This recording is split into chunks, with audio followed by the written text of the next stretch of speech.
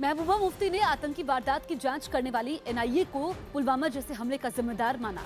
उन्होंने पुलवामा में एनआईए की हिरासत में एक संदिग्ध की मौत पर यह हमला बोला, जिस पर असदुद्दीन ओवैसी ने कश्मीरियों के मानवाधिकार का मुद्दा उठाया, तो महबूबा ने भी उनका समर्थन किया, जिन्होंने पुलवामा हमले का दोष भी एनआईए के सिर मर दिया और उस पर पूछताछ के नाम पर जुल्म ढाने का दोषी बताया। जिस तरह रिजवान का जो एनआईए की कस्टडी में जो उसकी डेथ हो गई है, एक स्कूल टीचर था, तो ये इससे जो हमारे नौजवान हैं वो तशद्दुद की तरफ चले जाएंगे। और आपको मालूम है हाल ही में पुलवामा में क्या हादसा हुआ, किस तरह एक लड़के ने अटैक किया सीआरपीएफ पे। महबूबा ने ये बयान पुलवामा में एनआईए की हिरासत में रिजवान पंडित नाम के संदिग्ध की मौत पर दिया। वो प्रतिबंधित संगठन जमात इस्लामी से जुड़ा था, जिसकी मौत पर एमआईएम के असदुद्दीन ओवैसी ने ट्वीट किया, हमें मानवाधिकार के इंटरनेशनल और संविधान में जिक्र कानूनों को लागू करने से पीछे नहीं हटना चाहिए।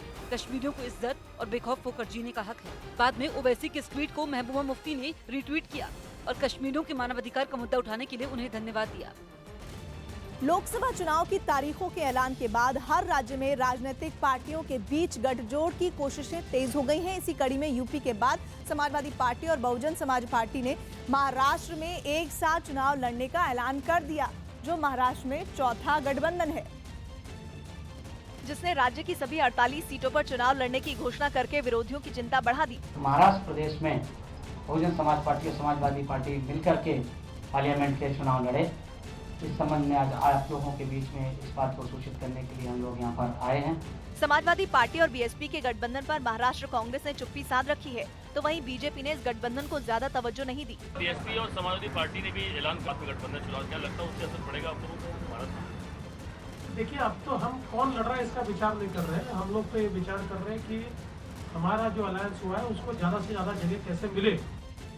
हालांकि मायावती पहले ही देश भर में कांग्रेस के साथ गठबंधन नहीं करने का ऐलान कर चुकी हैं, जिसके बाद बीएसपी ने महाराष्ट्र में भी समाजवादी पार्टी से हाथ मिलाकर कांग्रेस की चिंता बढ़ा दी, क्योंकि वहां पर कांग्रेस और एनसीपी के बीच गठबंधन हो चुका है, जिनका सामना बीजेपी और शिवसेना के अलावा प्रकाश आंबेडकर और ओवैसी के गठबंधन से है। इस मौके पर समाजवादी पार्टी के नेता अबू आजमी यूपी में कांग्रेस से गठबंधन न होने पर विवादित बयान दे बैठे।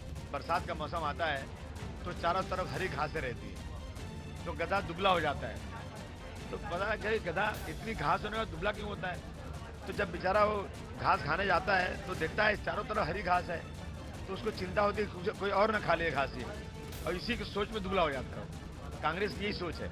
इतना ही नहीं, न्यूज 18 से बातचीत में अबू आजमी से जब प्रियंका वाड्रा के चुनाव प्रचार पर सवाल किया गया तो वो शब्दों की मर्यादा लांघ गए। प्रियंका जी के कैंपेन में क्या कहें? नहीं, प्रियंका जी अपनी पार्टी के करें कैंपेन, लेकिन कोई नई बात थोड़ी। कांग्रेस पार्टी की नीतियों को लोग जान चुके हैं। मुझे नहीं लगता कि प्रियंका जी के आने से उनकी शक्ल सूरत या उनका परिवार देख करके सारे के सारे वोटर उनके साथ चले जाएंगे। ये बिल्कुल गलत बात है। अबू आजमी के विवादित बयान को कांग्रेस प्रवक्ता रणदीप सुरजेवाला ने ज्यादा तवज्जो नहीं दी। अबू आजमी जी को आप गंभीरता से ना लें। उनको जब चुनाव आता है, पिछले चुनाव में भी आपने मुझसे ये सवाल पूछा था, उन्हें छपास की बीमारी है। उत्तर कर्नाटक के धारवाड़ में 4 मंजिला निर्माणाधीन इमारत के ढहने से 2 लोगों की मौत हो गई और 5 लोग गंभीर रूप से घायल हो गए। इसके अलावा करीब 50 लोग मलबे में फंसे हुए थे, जिनमें से 28 लोगों को निकाला गया है।